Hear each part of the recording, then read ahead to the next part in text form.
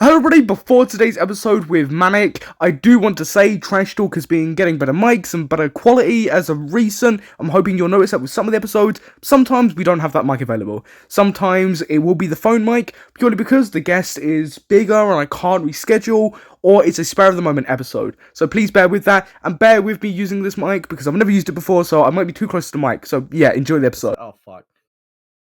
You're so loud, bro. You're so loud. Hello and welcome back to a brand episode of Trash Talk. I'm here with a very special guest. Would you like to introduce yourself? Oh, I didn't know I was that special, but hello. It is I, Manic the Manic Mechanic. Shocker.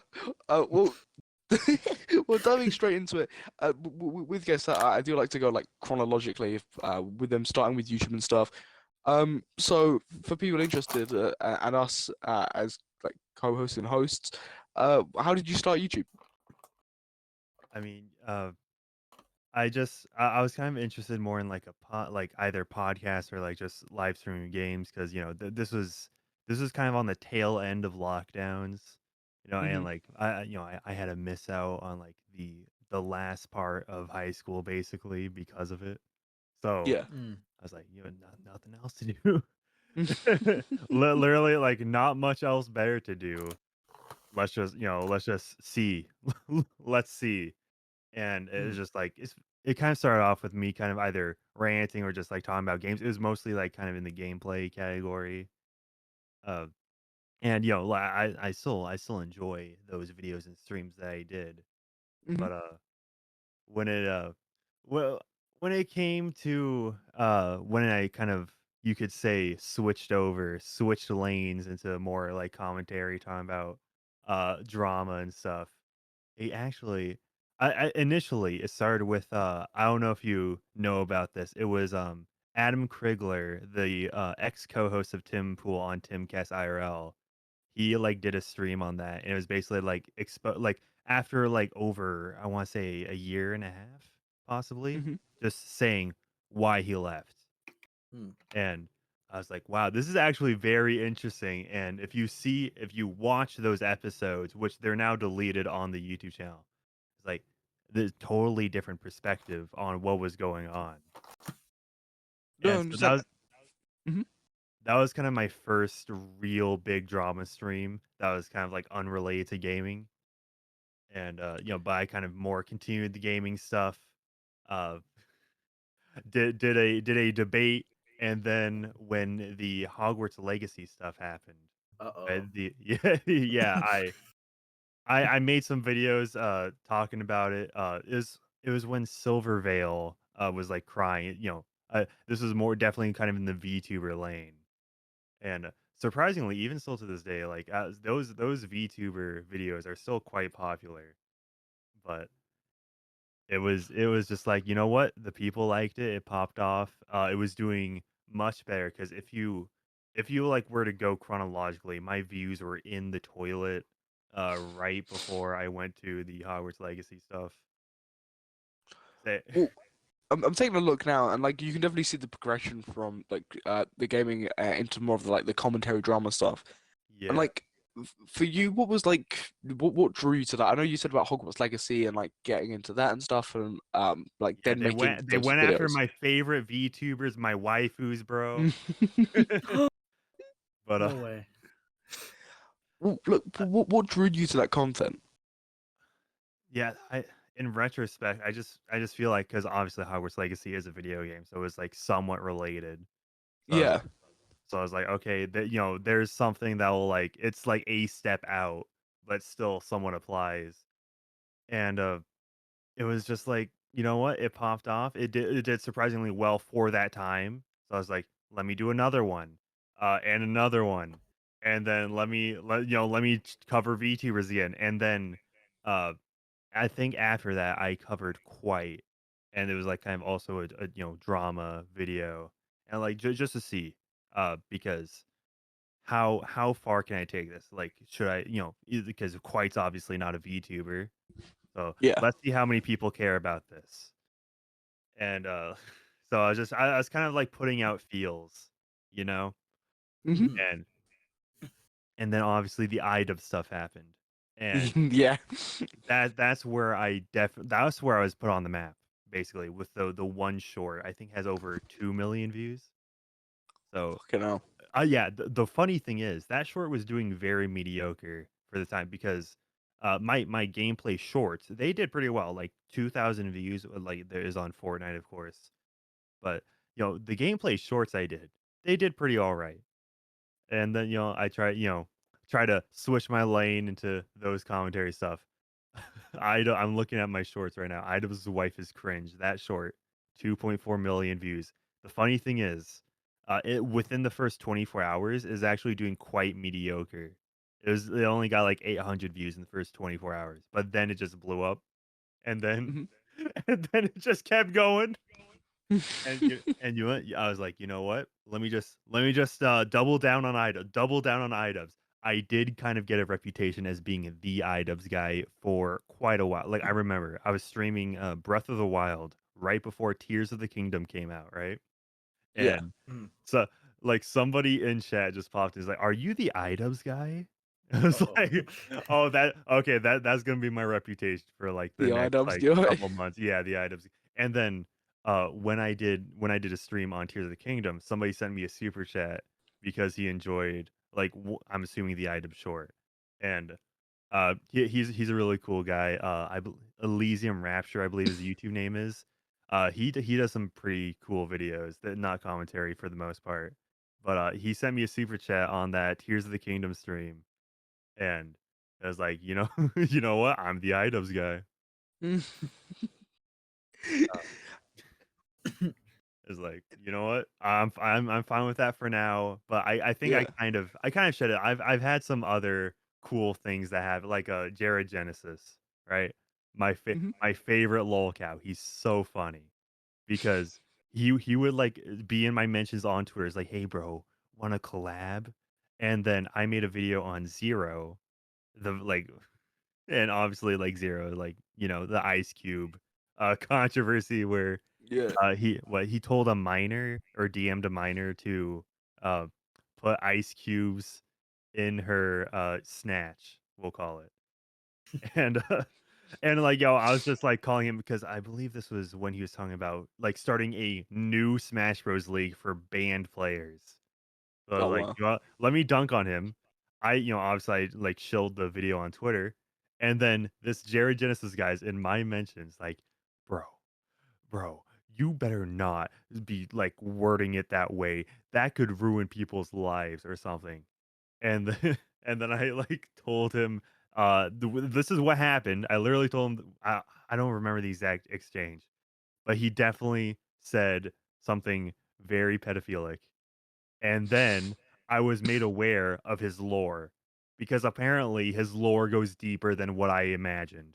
He wasn't just some dude who like made videos shirtless in his room. Nah, this dude, this dude like literally like threatens to kill his father. Oh. Still lives with his Oh parents, by my the way, god.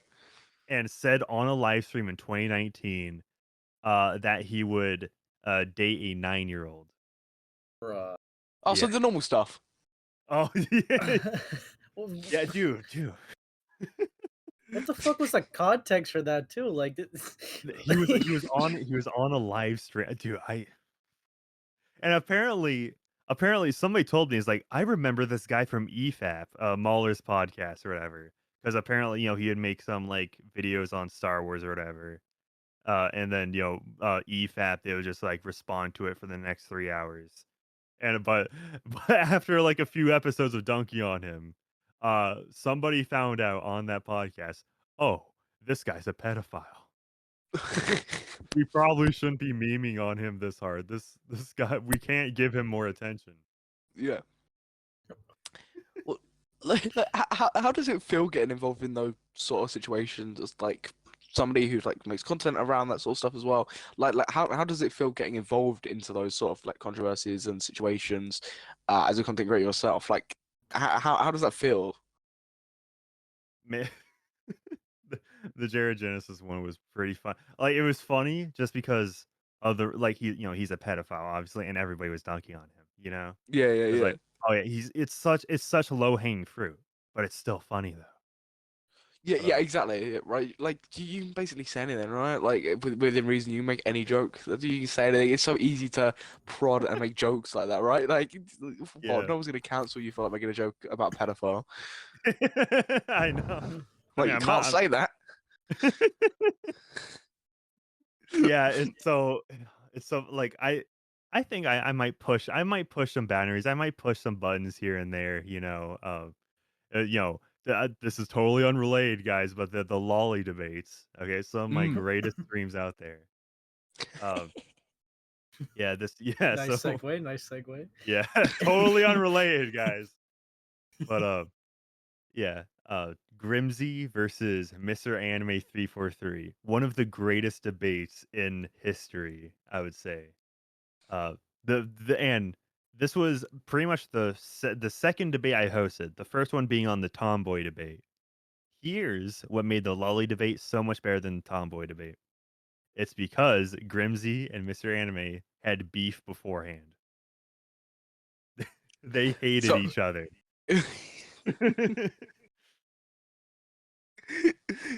wait, he gives it a bit of backstory, right? It builds, it builds it Yeah. up. Oh yeah, don't worry, don't worry. So, and if you look through, I believe Grimsy's Rumble videos, you could kind of see that progression. But on Twitter, this was, I believe, when his first account got banned. Uh, and he initially suspected it was Parlo, but he then kind of realized, oh wait, he pissed off the lolicons. It might have been lolicons that got him mass flagged, Yeah. which they do kind of have a history of doing that. If you're like avidly pro or anti, there will be the other side that will aggressively flag you down. Yep. So so he like made a video on the Mr. Anime guy. And by the way, I didn't know this until recently. Apparently Rev Says Desu made a video on Grimsy over a year ago, back when Grimsy had like 7K. The fuck? Yeah, and like apparently, because everybody in that first lolly debate, because on Rumble, I did like an hour exclusive on Rumble after the debate, because to have people call in, uh, Hmm. is like, let's have the audience or whoever decides to call in debate Grimsy, and they kept mentioning how in one of Grimsy's videos, and of course this video was featured in Rev's video over a year ago. Grimsy said that he respects pedophiles more than lolicons because at least pedophiles are honest about it, or something like Oh that. my. Which, like, clearly a joke, right? But That's like Rev's video, Rev was like, that implies you actually have respect for pedophiles, which I do not have. And so, so basically, Grimsy has been an enemy since then. But specifically, he had beef with Mr. Anime 343. They made Yeah. videos back and forth against each other, and they both, they both followed me on Twitter. So I was like, you know what? Obviously followed Grimsy back and all that good stuff. Mhm. Grimsy and I did multiple streams right before the lolly debate, so it kind of was enemy ground for Mr. Anime, considering. Uh, let's see, the four of the previous streams were featuring Grimsy. So the audience had time to get acclimated to Grimsy. Yeah. But it was funny. It was hilarious. But Um, like doing those streams, like they're clearly fun to do, right? Like the yeah. way you talk about them and like the way you sound like enthusiastic talking about them, Oh right? Like yeah. some Dude, people will talk about their videos with like I want bad to do like more shit. debates. I want They're to do more fun. debates. Thing is, I have to get two people that vehemently disagree with each other, and I Mhm. have okay. So me and two other people, we all have to be willing to like get on stream at the same time. Obviously, two people that don't like each other. That kind of gets difficult. That's where it kind of falls apart very quickly. Uh, Yeah. Especially live as well. Like it's hard enough trying to get oh yeah. guests and sorting out times for this show, let alone doing something live. Like live is like an absolute bitch to schedule. Oh yeah, the first lolly debate. The reason I was co-streaming to both Rumble and YouTube is because I knew how vehemently these guys hate each other. So Mhm. I is like, okay, if you both of you agree, this debate cannot go anywhere without me cutting off YouTube, or else I'll get banned or whatever. Please just give me the say so, and then I'll switch it to Rumble. And Yeah. luckily that didn't happen while Mr. Anime was on. But oh man, and there's of course a lolly debate too, where it's not featuring or Grimsy does come back at the very end, right? It's like the Marvel end credit scene, but but it was against this other guy that hated Mr. Anime 343 even more because they've been beefing back and forth for over a year now. And that was at the time of the debate, and they've still been beefing since then. Like since Lolly debate 2, they both got banned from Twitter twice. Who's that? Uh, so Mr. Anime 343 and Konosuke being the anti guy. Mhm. And funny thing is, Konosuke, he managed to call Mr. Anime 343's work, or his old work. Oh, Uh, Oh my god. yeah, and to clarify why Mr. Anime got fired, and the guy at the hotel said that worked at the hotel. He said that he was showing guests CP, oh, but here's the thing. Here's the thing.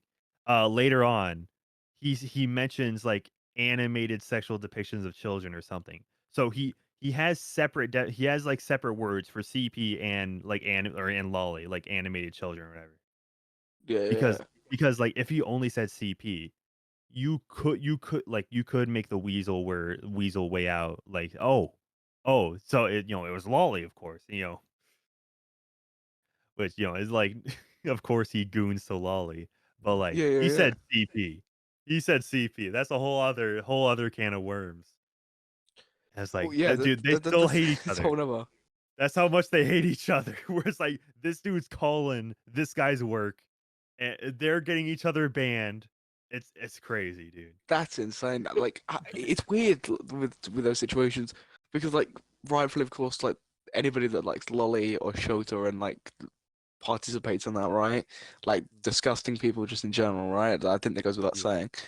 But then I guess like there's always that moral dilemma and debate if like the stuff that happens online goes into the real world and stuff. But from Yeah. what you're saying as well, there is like the guy like actually like taking it to work and other shit and like Yeah, actually like engaging in it. I can link you the video. you know, Mhm. there's something I gotta wonder from that too. Like, how the fuck did he get fired for that, but not arrested for that?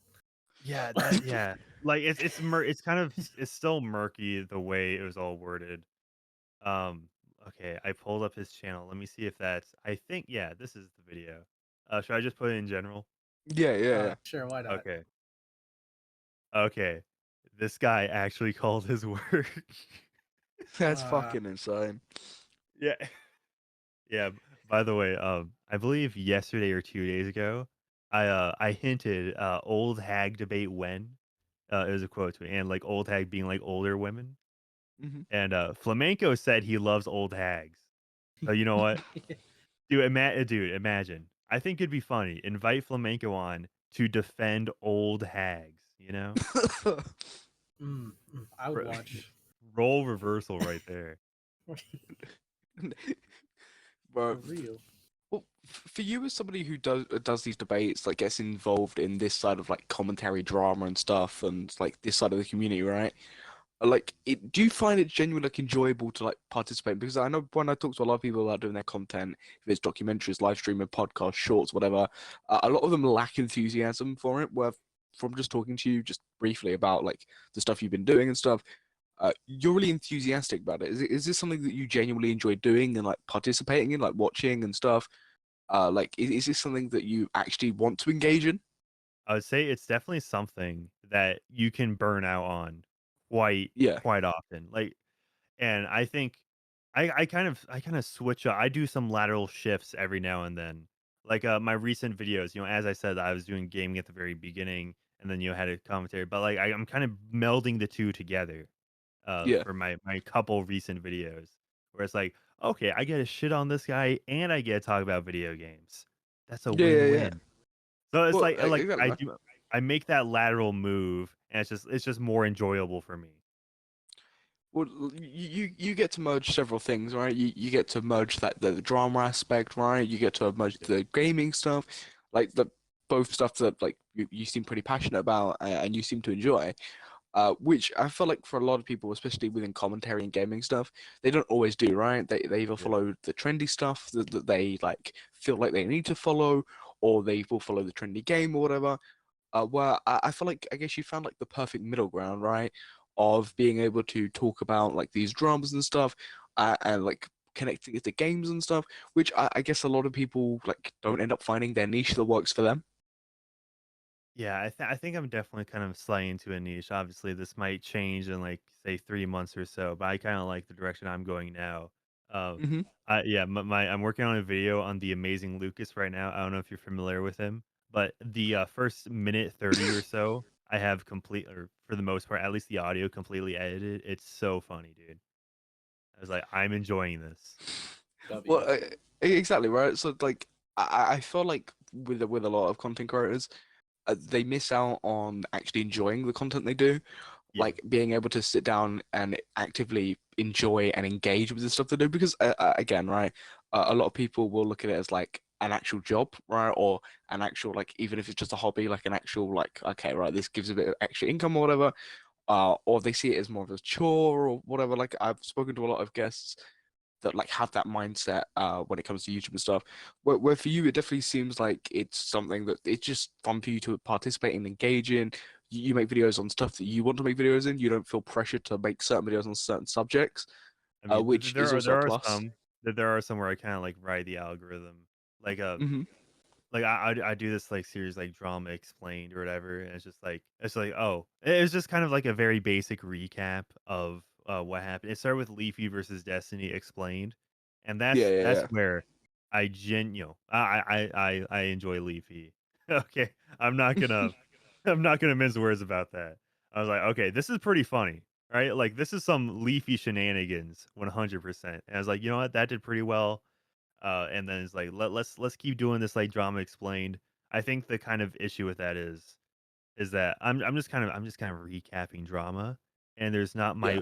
there's not my own kind of personal sauce in there, you know. It's like, Yeah. and I think it's important because like especially if you want to have your own community or whatever, just Mhm. have people watch videos because you're uploading them and not just because oh you're covering this drama. Yeah, exactly. And which I feel like a lot of commentary people fall into, right? People that maybe cover new subjects or topic commentary in general, fall into the fact that a lot of people don't turn up for their personality or turn up for maybe like the style of content they create, right? Yeah. It's the majority of the time for news or whatever, which like for a content creator can be really disheartening, right? Knowing that they're not coming to your channel for you or you as a content creator, they're coming just purely for the topic you're talking about, which is why we can like lead into like a variety in views and stuff and a fluctuation. Yeah, and I did see a Sunny V2 video quite recently. It was about why gaming channels lose relevancy. That's kind of more that's not the exact title, but it's close to it. Hmm. And he talks about how you have to have something unique to yourself. You have to have something unique, and obviously just just recapping some Twitter screenshots or articles with like gameplay or whatever, or your like face cam in the corner. That's not going to compel you or compel any viewer to stay subscribed or stay watching for the other Hmm. videos. You may have like a couple videos that blow up because of the topic, but they're not going to Sorry. stay for long. Yeah. Well, that's the thing, right? With that is that like you said, right? Is that yeah they're coming for that certain topic, right? Like if you make a string of videos, I don't know, random subject dream, for example, right? You're going to get a massive audience of people that want to know about that one subject with dream, right? They're interested in that. But again, the next week you could upload a video on Kai Cenat or Gideon or whoever, right? Which that audience might not particularly be suited to or might not be interested in. which again, right, creates inconsistencies. Exactly the same thing, like you mentioned with gaming, right? Like covering like the most recent gaming news in like GTA or Fortnite, or whatever game, right? Like again, it can be inconsistent people like clicking on the channel and stuff, which is always stuff that you want to avoid as a content creator. Yeah, I actually miss when XQC played Overwatch. He was really good at Overwatch when he played Overwatch. I thought Well, mhm. I thought he was actually funny. Yeah, Obviously, yeah. this is probably Uh, before the drug addiction kicked in. oh, I think he really liked being teabagged on. Not gonna lie. So real for that. Before the drug addiction and the reaction spasm, Yeah. Yeah. just absolute chaos, man. Yeah, it's kind of sad to see. Like, I don't hate XUC really. It's like I don't know. I don't really hate the people I cover really. I think I learned something from the Idubbbz is like don't get too emotionally invested, right? Because like Mhm. I was making quite a few videos and it's like, oh wow, I'm just kind of like a-logging this guy at this point. I just like Yeah.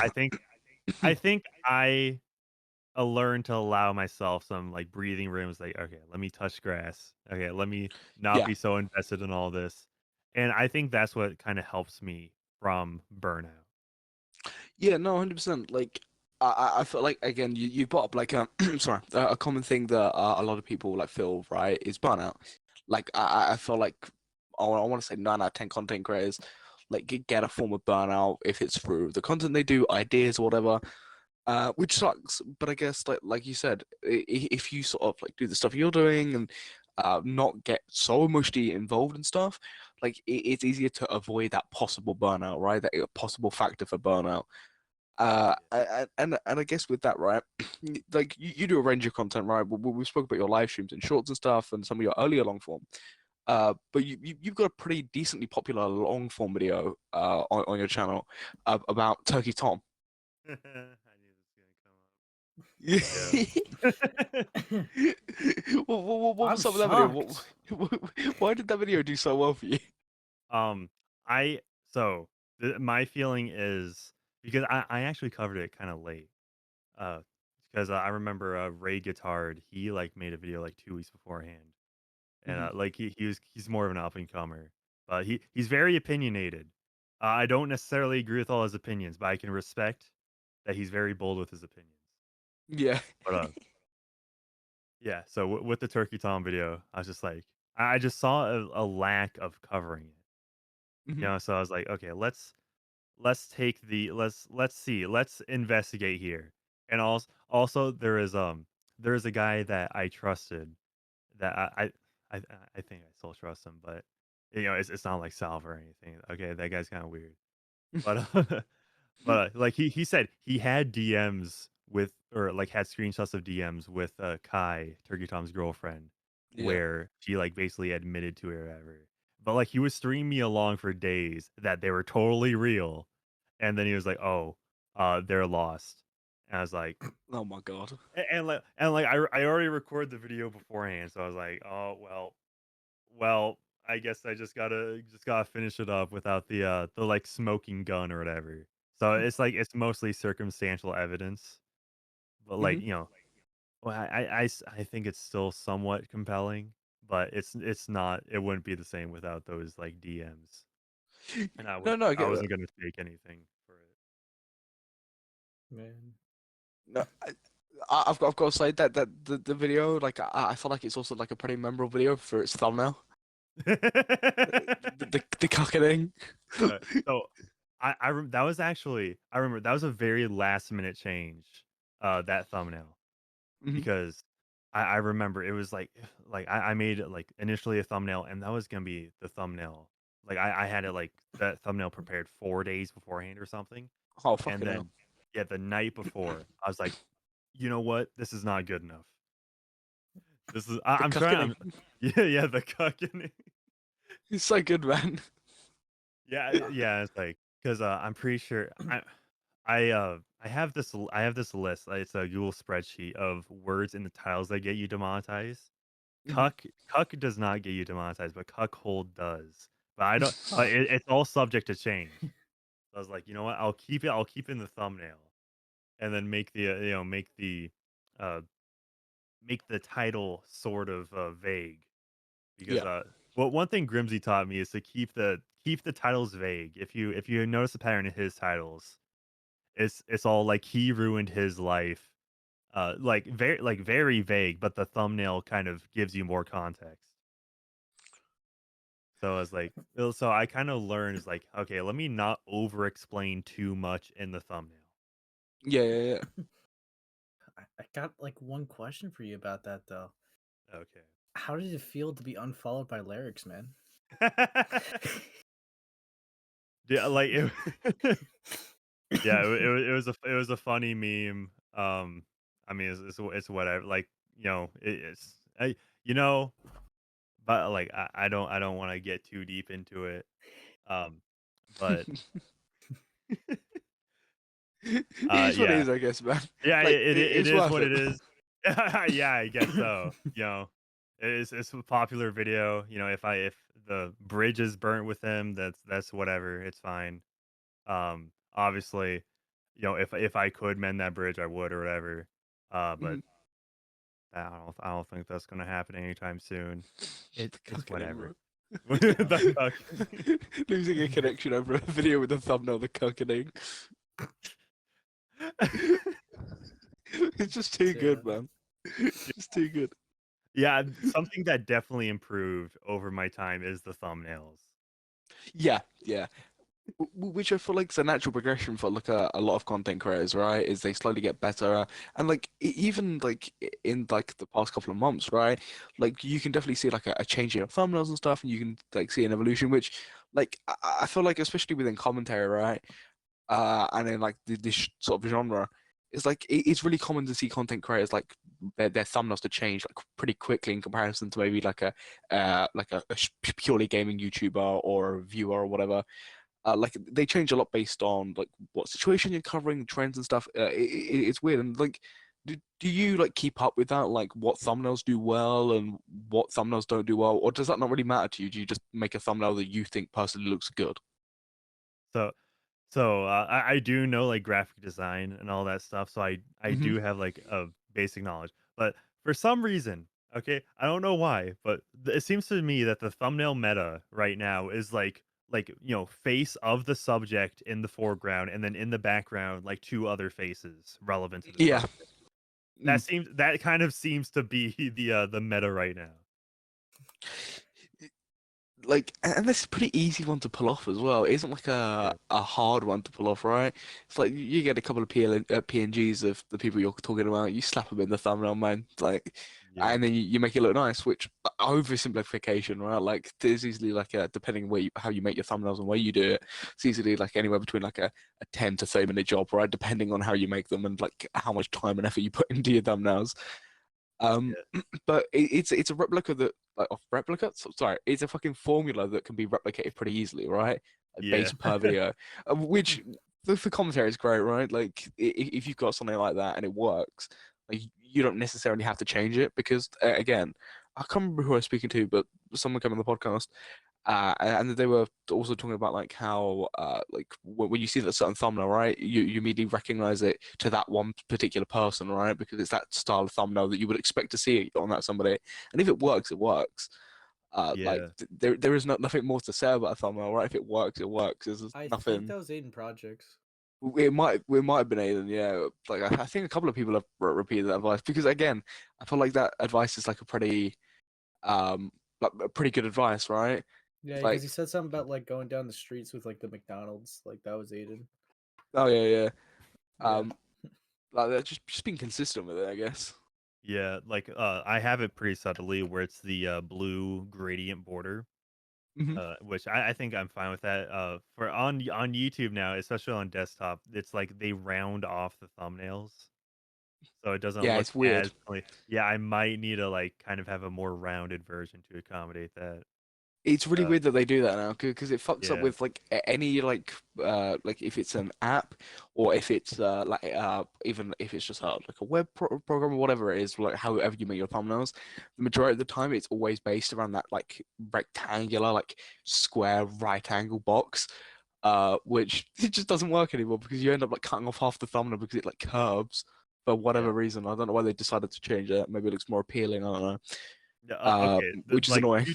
YouTube, they changed like some weird superfluous like you know how if you like go to your like click on your account and then they changed the button to view your own channel, and it's just like it's not that big of a difference, but it's just subtle enough to mess with your muscle memory. Yeah, and it's annoying as Just- fuck. yeah, exactly. So I think Google's at a point where their bloat is so big, like they, the uh the department that's responsible for the web design. I think they're just trying to change stuff for the sake of like, keeping their jobs. Yeah, yeah, being able to Yeah, have it's a like job to come back to. yeah, exactly. It's like, so see, this is what we changed in the past year. It may not be an improvement, but they did something. So it's just like it's to justify them staying at the company. W? That's literally it. Yeah, exactly. The Yeah, there's grind, this. man, the grind. Yeah, all progression is change, but not all change is progression.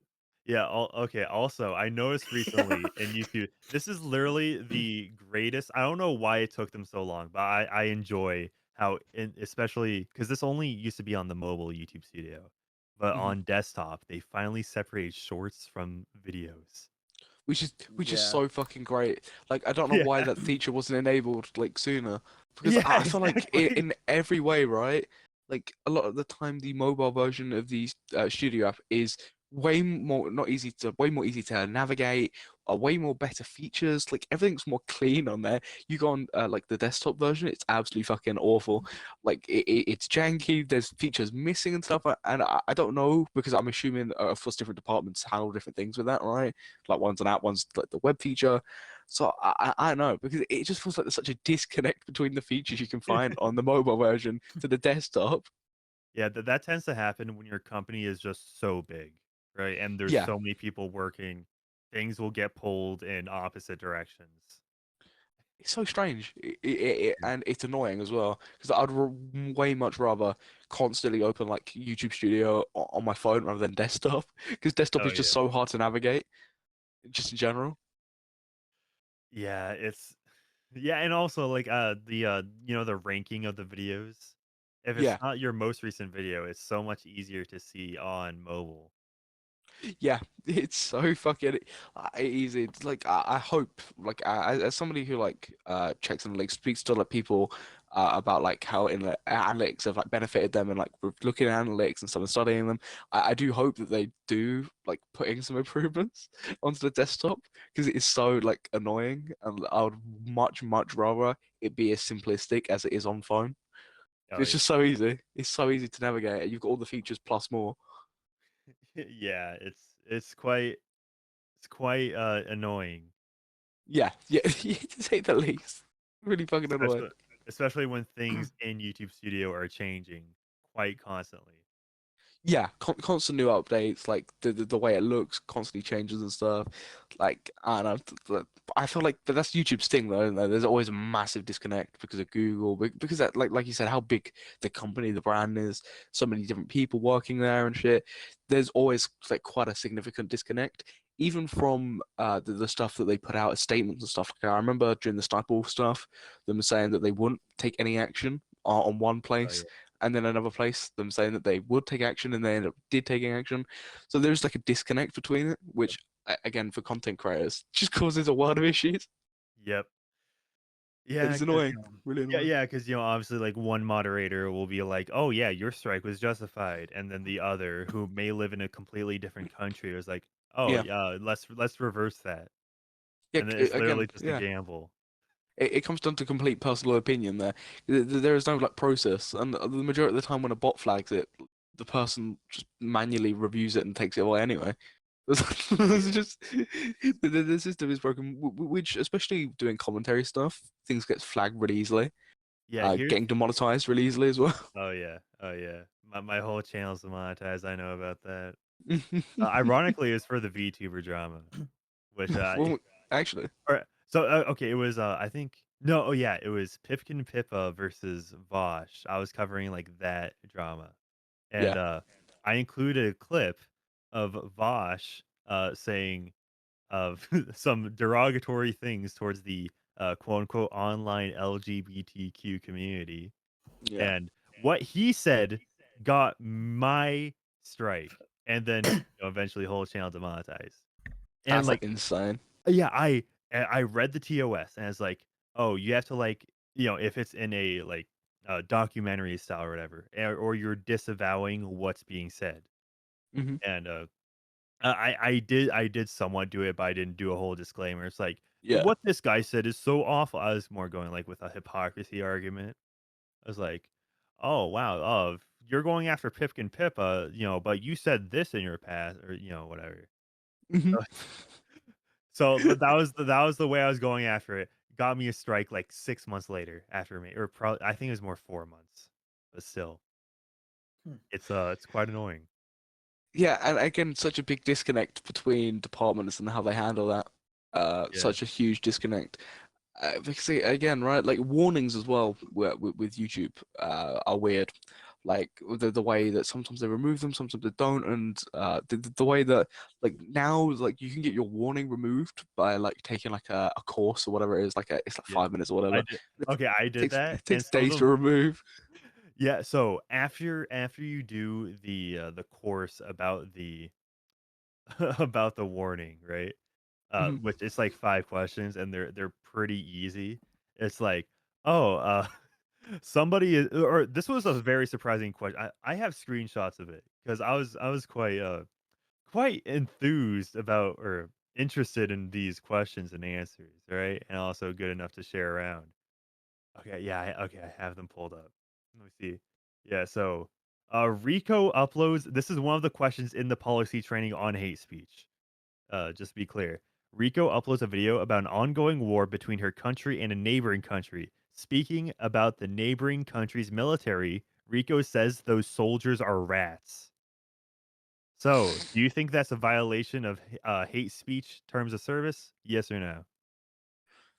Ace, what are we saying? So, Uh, so this person is talking about a war, and she is calling the soldiers of the neighboring country's military, those soldiers are rats, in quotes. Mm, they're probably gonna uh, consider it as it, right? Surprisingly, no, it's not. Really? And do you want to know? They actually have the reasoning why. They actually explain it. Unlike when your video gets striked. Hmm. Uh, remember, to violate our hate speech policy, dehumanizing comments must be targeted at a protected group. A profession such as soldiers is not considered a protected group under YouTube's policy. Oh, okay. but you could literally said the same thing about like one of those protected groups, right? And you're I fucked. know. Yeah, yeah, exactly. But here's the thing: like on the right, hate speech. There's a list of things that go under hate speech. One of those obviously is like ethnicity, nationality. Which nationality. If you're talking about another country's military, nationality would play a factor into that. Yeah. So it's just yeah, it's just like that's so. I thought that was so weird. And Yeah, It's so, that's strange. pretty I goofy. I learned, but do you know what I learned from that? If I What? if I were to go after console fanboys, I can say whatever I want because they're Oh not my god. protected groups. Yeah. So, so I can like go after like like PlayStation fanboys or whatever. Say whatever I want. It's all good. It's Bro all read the good. rules just to see who he could target. That's crazy. Yeah, exactly. Dude, honestly, that's the one upside of gamers not being a protected class. That we can shit talk each other better. Yeah, But exactly. yeah, You don't have to worry about it. exactly, bro. Yeah, so I'm not saying that 100% made me realize, oh, I should go back to like gaming stuff. Yeah, No. yeah, yeah. Stuff you getting flagged. Yeah, it's like, oh yeah, you know what? I can I can go after them. I can go Yeah, after exactly. Young Yeah for being in Yakuza or whatever. well, well, on that note, man, I've like just to like wrap up the episode. I really do appreciate you coming on Trash Talk for almost an hour. Yeah, Don't dude, be- this is quite enjoyable. Dude, these I podcasts appreciate it, tend man. to fly by. Bro, podcasts are great, man. I You always should love come on doing again. podcast. Yeah, for real. Hey, I mean, if you want me on again or whatever, I'm down. 100%, W. man. 100%. And for everyone watching today's episode of Trash Talk, I really appreciate you all watching. Please consider leaving a like and subscribing. I've been your host, Samuel. I've been here with the co-host, Ace Howler, and I will catch you in the next episode of Trash Talk.